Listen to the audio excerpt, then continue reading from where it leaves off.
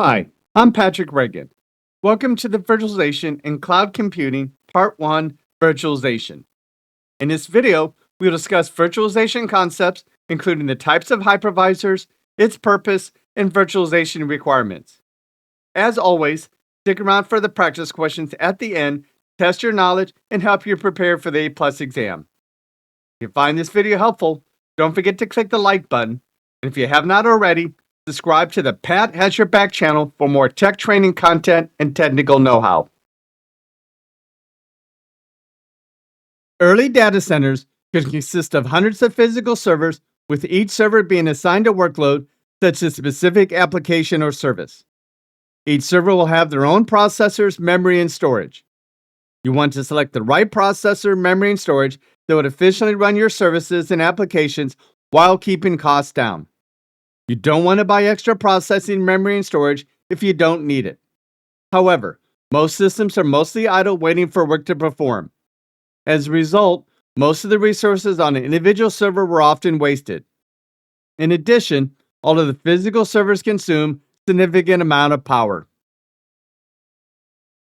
Eventually, data centers started to consolidate many physical servers to a single server running multiple virtual machines or virtual servers using Microsoft Hyper-V or VMware EXI.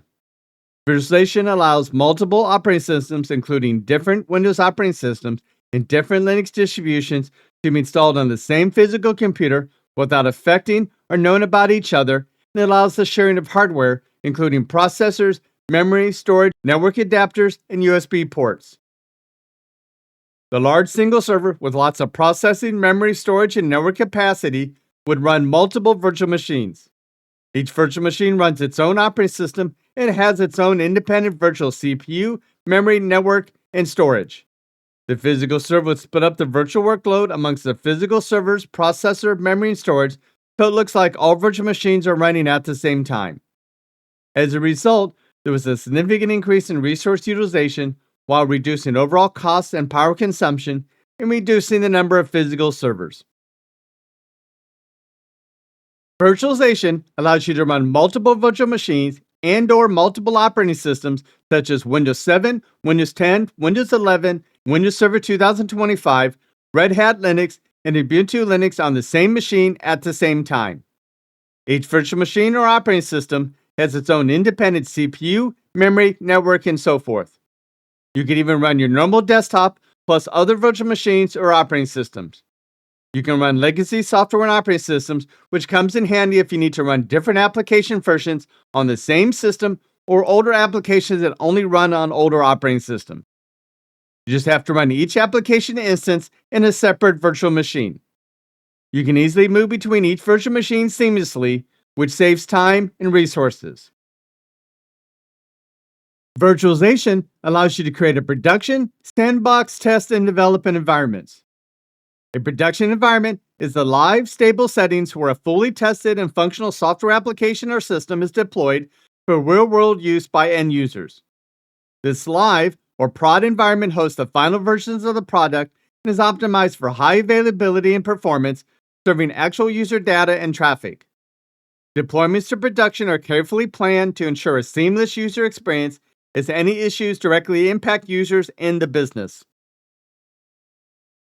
Since VMs can be isolated from other virtual machines can be used as a technology safe space.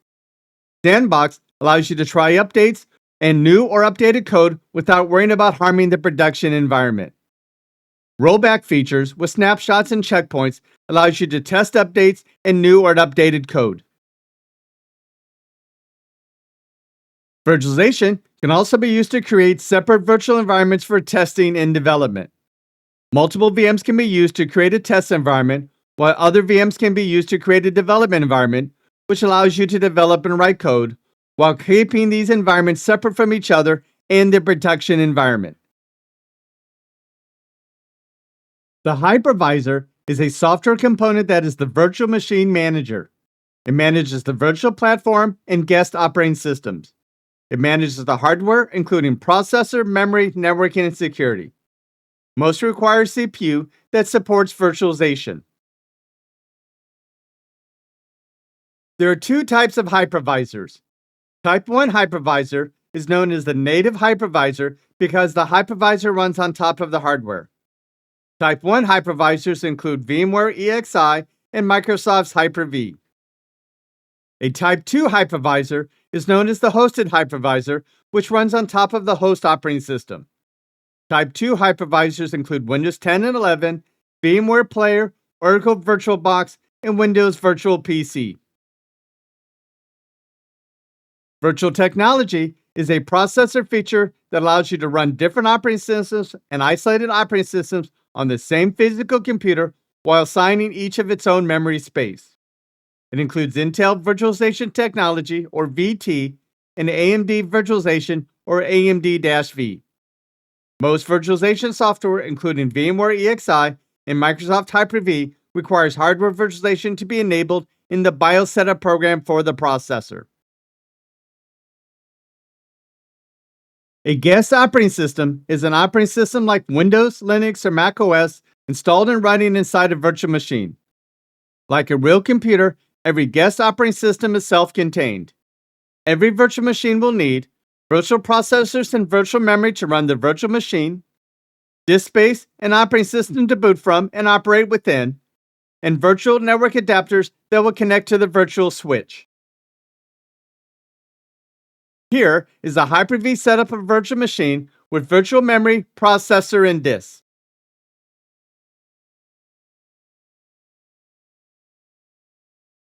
Abstraction in virtualization is the process of decoupling software from specifics of the physical hardware, including physical CPU, memory, disk, and NICs, and replacing them with virtual representations of virtual CPUs, virtual memory, virtual disk, and virtual NICs.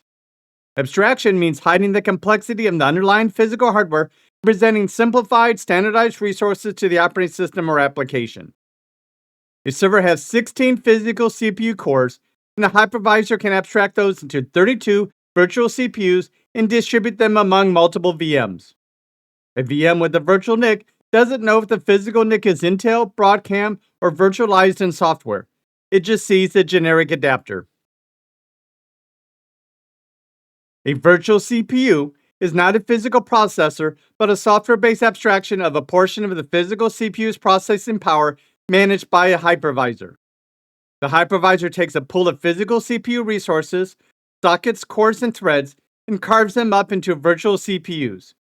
Each virtual CPU is scheduled by the hypervisor to run on physical core or thread. A VM might be assigned 4 virtual CPUs, which the hypervisor maps to physical CPU time slices. Virtual processors are abstractions. They don't exist as physical silicon, but they allow workloads to believe they have dedicated CPUs. A host has 2 CPUs times 12 cores, each with 2 threads, because of hyperthreading, equals 48 logical processors. The hypervisor can create 96 virtual CPUs across all VMs or more with oversubscription. However, too much oversubscription can cause contention and performance degradation. Physical memory is the actual RAM chips installed on the host machine. The hypervisor is responsible for dividing the assigning portions of the RAM to virtual machines. Virtual memory is an abstraction layer the hypervisor provides to the guest OS. Each VM believes it has its own block of memory, even though it may only map to part of the physical RAM. The hypervisor manages the translation between the VM's memory addresses, or guest virtual memory, and the host's physical memory. Hypervisors often use techniques like memory overcommitment, which allocates more virtual RAM across VMs than physically exists, relying on the fact that not all VMs use the maximum allocation at once.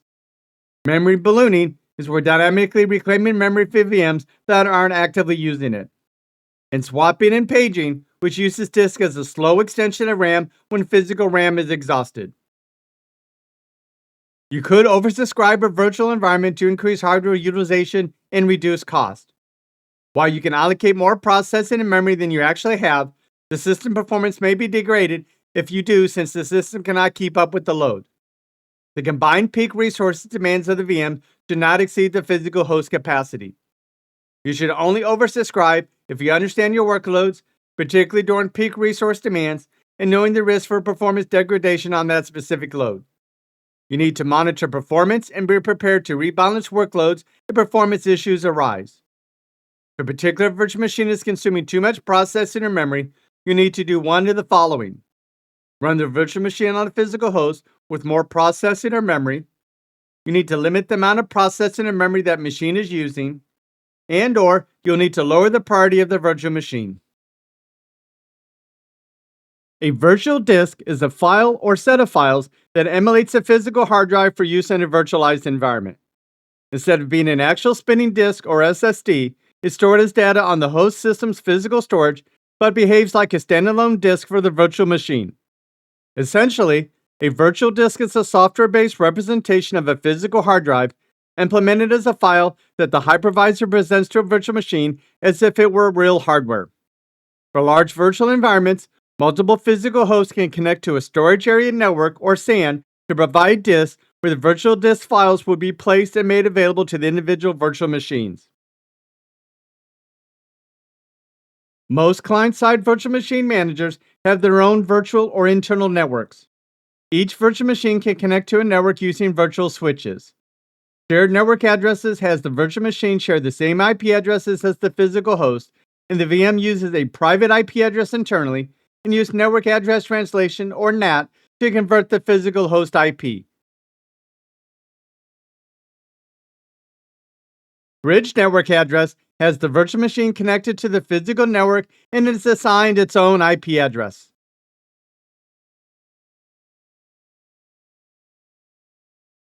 Private address, or host-only mode, is where the VM does not communicate outside of the virtual network. Networks can be further divided into external and internal networks where they can connect to the internet or not. Besides performing normal operating system backups, you can perform snapshots or checkpoints. A snapshot or checkpoint is a copy or backup of the VM at a particular point in time, which can revert the VM to that point in time. Snapshot or checkpoint takes up disk space as it records every action or data change that occurs on the virtual machine. When a snapshot or checkpoint is created, it keeps track of all changes to the VMs. Snapshots and checkpoints are typically used when you want to make changes or upgrade a system and you want to restore a point to revert to if the changes or upgrade does not go well. Remember that you will need to delete the snapshots or checkpoints when the changes or updates have been deemed successful. When you delete a virtual machine snapshot, the tracking of changes is merged or consolidated into the parent disk. The process permanently applies the changes recorded to the snapshot file to the disk it has branched from. A physical to virtual migration involves converting the existing physical system into a virtual machine that runs on the virtualization platform. This migration allows the VM to be hosted on different hardware resources, providing increased flexibility, scalability, and resilience. Organizations may want to convert their physical servers into VMs because retiring aging hardware, reducing data center footprint, supporting legacy software, simplifying IT infrastructure management, supporting a test and develop environment, and migrating to the cloud. To keep the system secure, you have to keep the host operating system and hypervisors up to date with the newest security patches. Be sure to use strong access controls, including multi-factor authentication, or MFA, and role-based access control, or RBAC. Since every guest is self-contained, you still need to use traditional security controls. Be sure to follow security best practices when securing the operating system and applications running on a virtual machine, including host-based firewall, antivirus, and anti-spyware, and configuring security settings. Make sure for your virtual environment that you do not have a rogue virtual machine where someone's unauthorized has installed their own operating system. Often virtual machines or virtual appliances are provided by third parties. These virtual machines can be dangerous, and you must perform due diligence that the third-party virtual machine or appliance is secure, and you are aware of what is in the virtual machine or appliance. The most dangerous type of threat when virtualization is VM escape. Virtual machines should be isolated from the host system and other virtual machines. Virtual machine escape is the process of a program breaking out of the virtual machine on which it is running and interacting with the hypervisor or host operating system, potentially gaining control over the entire host system, and can compromise other VMs running on the same physical hardware. To protect against VM escape, you need to keep the host operating system and hypervisor updated. You should implement strict access controls and network segmentation to limit the attack surface. You should also use monitoring and logging to help detect VMs escaping attempts and other security incidents and other rogue virtual machines. You should also use a compatible antivirus malware solution. A resource reuse vulnerability in virtualization occurs when the residual data from a previous virtual machine or session is inadvertently left in a physical resource like memory or storage and becomes accessible to a new VM using the resource, leading to data leakage or security breaches. This happens because the hypervisor may not adequately clear or secure these shared resources before they're reallocated to another VM. To prevent and fix resource reuse vulnerabilities, make sure you're using a secure hypervisor configuration. Keep the hypervisors up to date with the newest security patches. Regularly audit and monitor resource users to detect abnormal behavior or resource exhaustion attacks. And educate administrators and users about the risks associated with resource reuse vulnerabilities. Question: which term allows multiple operating systems to work simultaneously on the same hardware?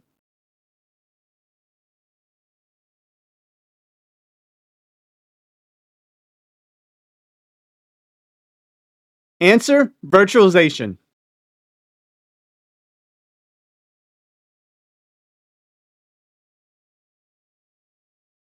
Question: in virtualization, what is a software program that manages multiple operating systems on a single computer?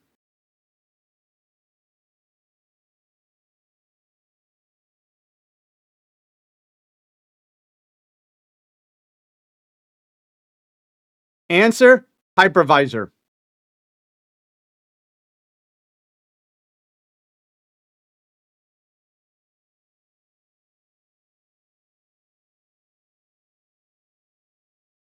Question: which of the following is an advantage of the virtual machine hosted on the physical server? Choose the best answer.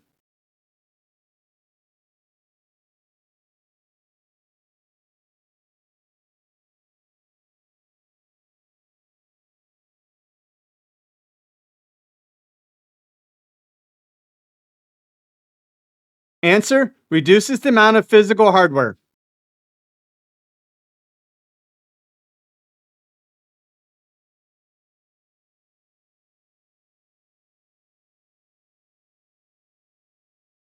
Question: you want to preserve the present state of the virtual server, including the memory content. Which of the following backups should you use?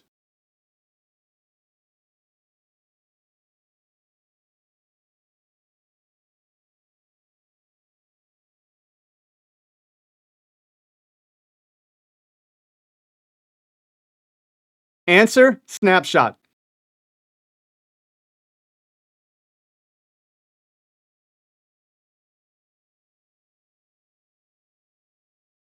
Question: you have a PC that's critical to business operations and a costly hardware failure is imminent. What options can you offer without incurring large costs?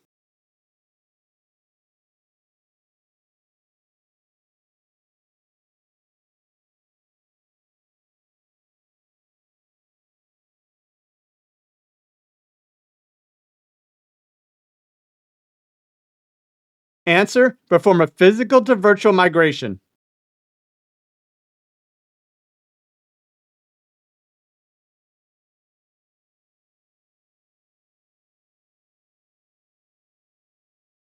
Question: which of the following is the primary security concern with the use of virtual machines?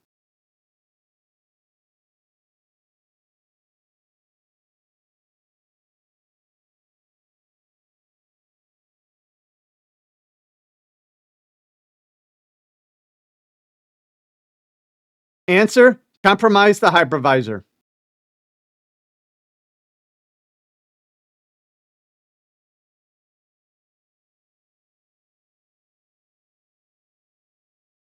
Question: which of the following is an isolated virtual machine?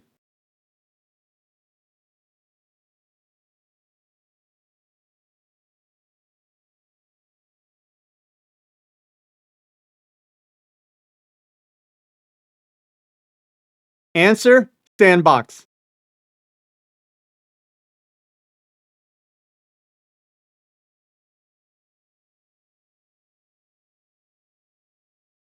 For more information, refer to these sites.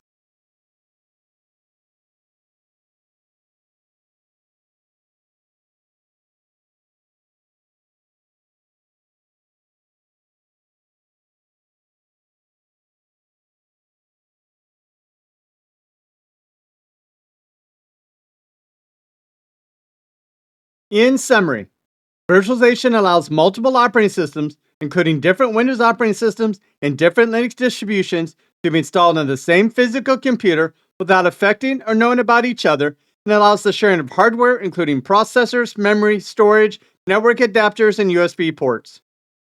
Virtualization allows for a significant increase in resource utilization while reducing overall cost and power consumption and reduce the number of physical servers. Virtualization allows you to run legacy software and operating systems and allows for cross-platform virtualization. Virtualization allows you to create a production sandbox test and development environments. The hypervisor is a software component that is the virtual machine manager that manages the virtual platform and guest operating systems and manages the hardware, including the processor, memory, networking, and security. The most dangerous type of threat when virtualization is VM escape, whereas the virtual machine escape is the process of a program breaking out of the virtual machine on which it is running and interacting with the host operating system. Thank you for watching this video. The next video will be Virtualization and Cloud Computing, Part 2, VDI, DAS, and Containers. If you like this video, don't forget to click the like button. If you have not already, subscribe to the Pat Has Your Back channel. Thank you.